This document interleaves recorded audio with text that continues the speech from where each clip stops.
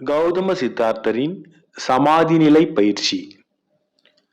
மன்னர் பிம்பிசாரரிடமிருந்து விடைபெற்று கொண்ட கௌதம சித்தார்த்தர் சாங்கிய தத்துவத்தில் தேர்ந்தவர் என கருதப்பட்ட ஆரத கலாமை சந்திக்க விரும்பினார். கோசல நாட்டின் வைஷாலியில் இருந்த அம்முனிவரின் ஆசிரமத்தை அடைந்து தங்கள் கோட்பாடுகளையும் முறைகளையும் எனக்கு கற்றுத்தர வேண்டும் என கேட்டுக்கொண்டார்.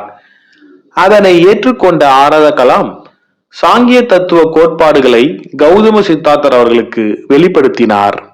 ஆரத கலாமிடம் சாங்கிய தத்துவ கோட்பாடுகளை சித்தார்த்தர் நன்கு கற்றறிந்தார்.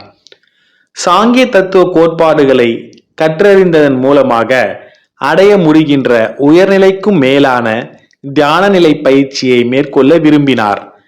தியான நிலை பயிற்சியில் ஆரத கலாம் சிறந்த குரு என்பதை அறிந்து கொண்டு அவரிடம் உரையாடி தனக்கு தியான தயார்நிலை பயிற்சியை அளிக்கும்படி கேட்டுக்கொண்டார்.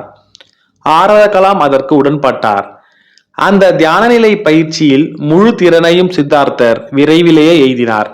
பின்னர் ஆரத கலாமிடம் நான் மேலும் கற்றுக்கொள்ள ஏதேனும் தங்களிடம் உள்ளதா என சித்தார்த்தர் வினாவினார்.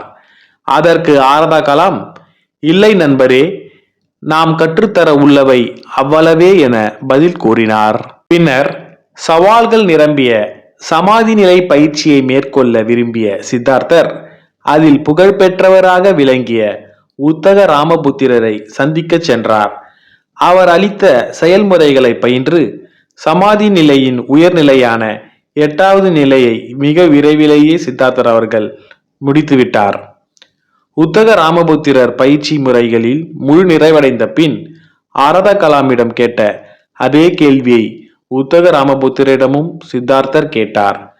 மேலும் கற்க வேண்டியது ஏதேனும் உள்ளதா? உத்தக ராமபுத்திரரும் ஆரத கலாம் அளித்த அதே பதிலை தான் அளித்தார். இல்லை நண்பரே, நாம் கற்பிக்க கூடியது இவ்வளவே என்றார். உத்தக ராமபுத்திரிடம் விடைபெற்று கொண்டு மகத நகரத்தை நோக்கி சித்தார்த்தர் புறப்பட்டார்.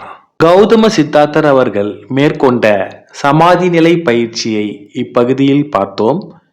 கௌதம சித்தார்த்தர் அவர்கள் எதிர்கொண்ட கடும் விரத முறையை அடுத்த பகுதியில் காண்போம்.